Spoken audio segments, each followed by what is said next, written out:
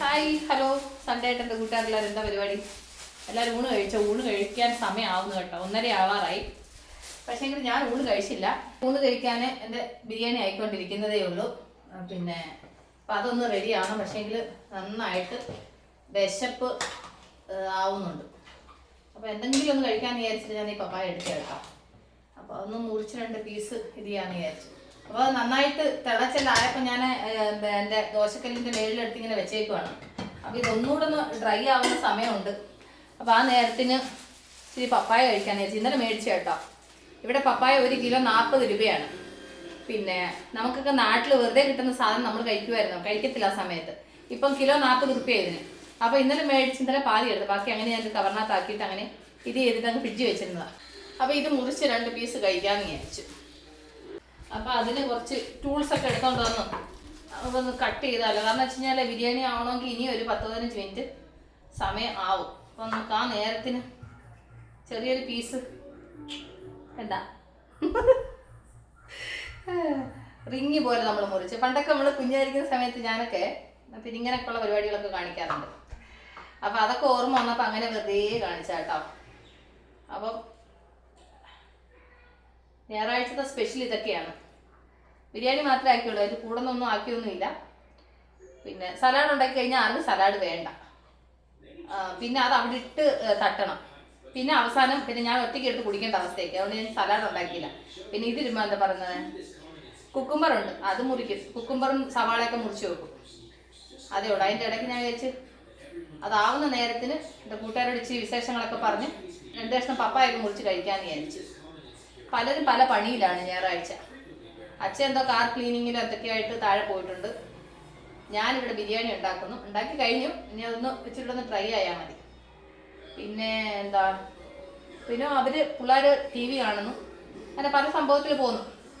കഴിഞ്ഞ 2-3 ദിവസം മുമ്പ് എന്തോ ഒരു വയ്യാഴികയായിട്ട് ഞാൻ ഫുള്ള് എന്താ പറയുന്നത്, തലവേദനയുടെ കാര്യം പറഞ്ഞിട്ട് ഫുള്ള് ഇതിലല്ലായിരുന്നു. പക്ഷേ എനിക്ക് സന്തോഷം തോന്നിയ കാര്യം വേറൊന്നുമല്ല. എല്ലാവർക്കും അങ്ങനെയാണോ എന്തോന്ന് എനിക്കറിയത്തില്ല. പക്ഷേ എൻ്റെ ഒരു കാര്യത്തിൽ എനിക്ക് എന്തെങ്കിലും ഒരു വയ്യാഴികയെന്നോ അല്ലെങ്കിൽ എനിക്ക് എന്തെങ്കിലും എന്ന് പറയുമ്പോൾ എന്തോ ഒരു ആൾക്കാരാണ് എൻ്റെ എന്താ പറയുക പേഴ്സണൽ ഇതിലേക്ക് ഒരുപാട് പേര് മെസ്സേജ് അയച്ചു. ഇങ്ങനെ ചെയ്യുക അങ്ങനെ ചെയ്യുക. എല്ലാവർക്കും പേടി എന്താണെന്ന് വെച്ചാൽ തലവേദനയല്ലേ, എന്തെങ്കിലും സംഭവിക്കുമോ, അതുകൊണ്ട് ഹോസ്പിറ്റലിൽ കാണിക്കുക. അവർക്കറിയത്തില്ലല്ലോ നമ്മൾ ഇങ്ങനെ കുറേ ട്രീറ്റ്മെൻ്റ് എല്ലാം എടുത്തതാണ്, മൈഗ്രെയിനാണ് എന്നൊന്നും ഇപ്പോൾ എല്ലാവർക്കും അറിയണമെന്നില്ലല്ലോ. അപ്പോൾ അവർക്ക് ആ തലവേദന എന്ന് കേൾക്കുമ്പോൾ എൻ്റെ വയ്യാഴിക കാണുമ്പോൾ അവർക്ക് അതൊരു സങ്കടം കേട്ടോ. അപ്പോൾ എൻ്റെ അടുത്ത് പറയുമ്പോൾ പോയി പിന്നെ ഹോസ്പിറ്റൽ നല്ല ഡോക്ടറെ കാണിക്കും, പിന്നെ അങ്ങനെ വെച്ചുകൊണ്ടിരിക്കില്ല കേട്ടോ, അങ്ങനെ എങ്ങനെയാണെന്നൊക്കെ പറഞ്ഞു. പക്ഷേ എൻ്റെ കൂട്ടുകാർക്ക് അറിയോ, ഞാനാണെങ്കിൽ ഇനി ബാംഗ്ലൂരിൽ കാണിക്കാൻ ഹോസ്പിറ്റലുകളില്ല.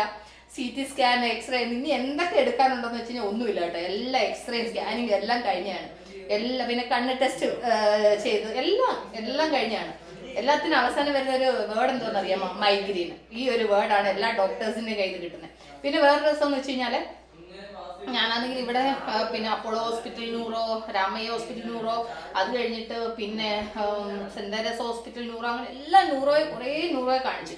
ഇവരുടെ എല്ലാം ചെല്ലുമ്പോൾ എന്താ സംഭവം എന്ന് വെച്ച് കഴിഞ്ഞാൽ കൊണ്ട് പിന്നെ 6 മാസം 8 മാസത്തേക്ക് മരുന്ന് തരും. ഈ 6 മാസം 8 മാസത്തേക്ക് മരുന്ന് എന്ന് പറയുമ്പോൾ നമ്മൾ ഈ കഴിക്കുന്ന ആന്റിബയോട്ടിക് ഇത് കഴിച്ചു കഴിയുമ്പോഴത്തേന് തന്നെ എന്താ പറയുന്നത്, മനുഷ്യന് തടിയും വെക്കും. അതുപോലെ എന്നാണെന്നുണ്ടെങ്കിൽ ആ മരുന്ന് കഴിച്ചുകൊണ്ടിരിക്കുന്ന ആ ടൈമിൽ എനിക്ക് തലവേദന ഉണ്ടാവത്തില്ല. അത് കഴിഞ്ഞിട്ട് അതൊന്ന് നിർത്തി കഴിയുമ്പോൾ ഉണ്ടല്ലോ പിന്നെ തലവേദന അതുപോലെ എനിക്ക് തുടങ്ങും.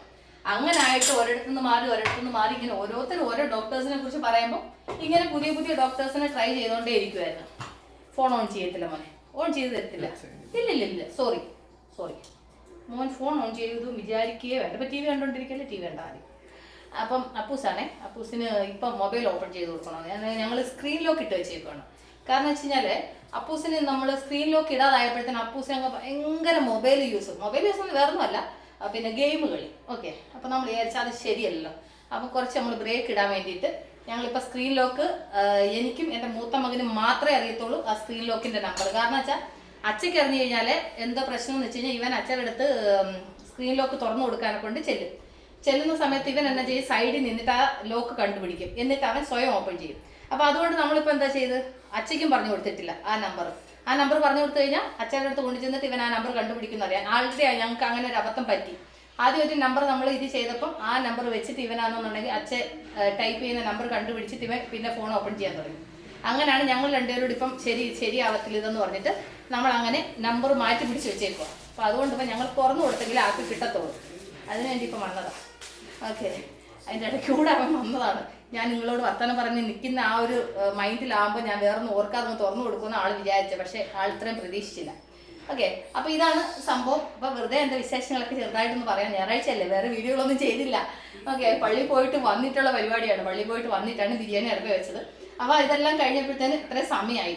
അപ്പോൾ ഇച്ചിരി നല്ല വെള്ളത്തിൽ ഒന്ന് കഴിവിടാൻ, കാരണം ചെറിയൊരു കറയുടെ ഒരു ഇതുണ്ട്. ഇച്ചിരി വെള്ളത്തിൽ നിന്ന് കഴിവിടാൻ ചെറുതായിട്ട് മുറിച്ചെടുക്കട്ടെ. അപ്പോൾ എൻ്റെ ബിരിയാണി നന്നായിട്ട് ട്രൈ ആയിട്ടുണ്ട് കേട്ടോ. ഇളക്കി നോക്കട്ടെ, കണ്ടില്ലേ? അതിൻ്റെ ബിരിയാണിയും റെഡിയായി. ആ നേരത്തിന് എൻ്റെ പപ്പായ റെഡി ആയിട്ടുണ്ട്. അപ്പോൾ ഇനിയിപ്പോൾ ഇത് ചോറിൻ്റെ കൂടെ തന്നെ കൊടുക്കേണ്ടി വരും. ഞാൻ സ്റ്റൗ ഓഫ് ചെയ്തു. അപ്പോൾ ബിരിയാണി അവിടെ ഇരിക്കട്ടെ. അപ്പോൾ എല്ലാവരും വരുമ്പോഴത്തേന് വിളമ്പണം. അപ്പം നല്ല മധുരമുള്ള പപ്പായ കേട്ടോ.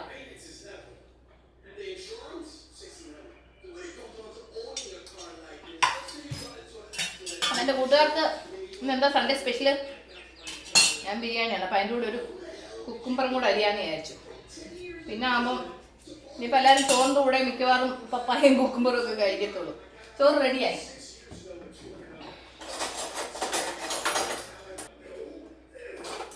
എൻ്റെ കുക്കുംബർ ചീകുന്ന ഈ സാധനത്തിൽ ഇത്രയും നേരം ഞാൻ തേടിയത്.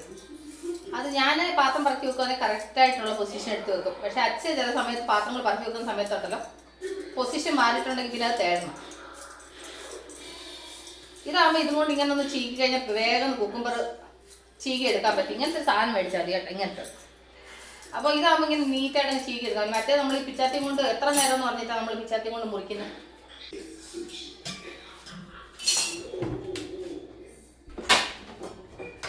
അപ്പോൾ ഇന്ന് പിന്നെ ചോറിൻ്റെ കൂടെ ചോറിൻ്റെ കൂടെ അല്ല, ബിരിയാണിയുടെ കൂടെ വെറും ബിരിയാണി മാത്രമല്ല കേട്ടോ, കുക്കുംബർ മാത്രമല്ല, അതിൻ്റെ പപ്പായ ഉണ്ട്.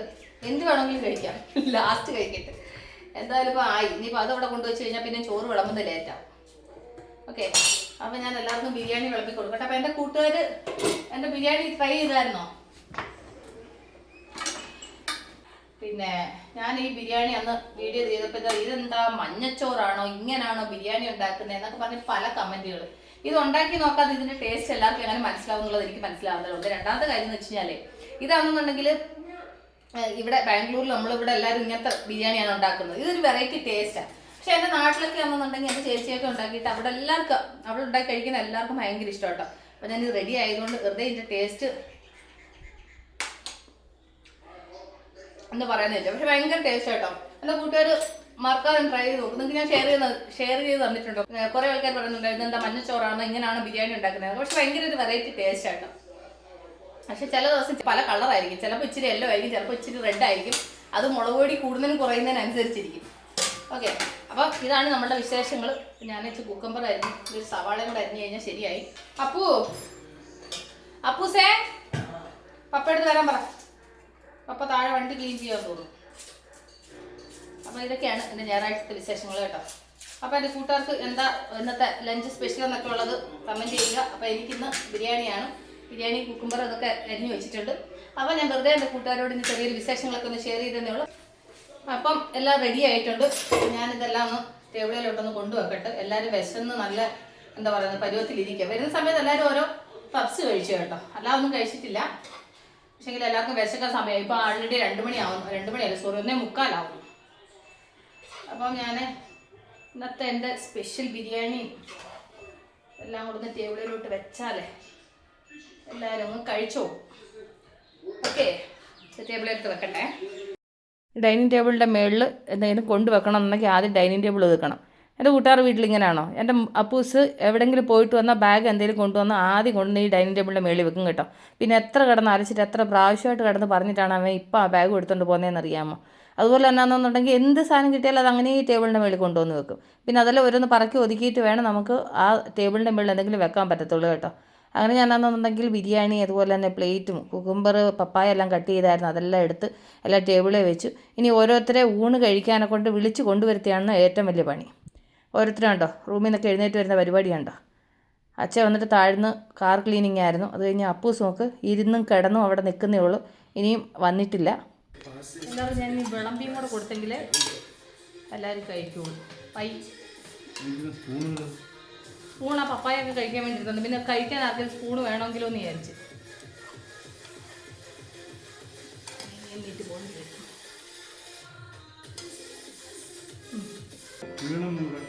അങ്ങനെയൊക്കെ വീട് പൊന്നും ചെയ്യാൻ പറ്റില്ല. നമുക്ക് സ്പൂൺ വേണോ? അതെനിക്ക് ഇഷ്ടമാണ്. എൻ്റെ കൂട്ടുകാർ എപ്പോഴും ചോദിക്കും ഒറ്റയ്ക്കാണ് ഊണ് കഴിക്കുന്നത്. ഞായറാഴ്ച ദിവസമെങ്കിലും എൻ്റെ കൂടെ ഇത്ര ആൾക്കാരുണ്ടെന്ന് എല്ലാവരും കാണണമല്ലോ, അതിന് വേണ്ടിയിട്ടാണ്. എൻ്റെ ചേച്ചിയുടെ മോനെ, എൻ്റെ മൂത്ത മകന്, അച്ഛൻ ഇനി അപ്പൂസ് ഇനി വന്നിട്ടില്ല. എൻ്റെ സ്പെഷ്യൽ ബിരിയാണി സ്പൂൺ കൊണ്ട് കഴിച്ചാൽ ഒരു സുഖമില്ല. അത് കേട്ടോ കൈ കൊണ്ട് കഴിച്ചെങ്കിൽ ഒരു രസമുള്ളൂ. ഓക്കെ,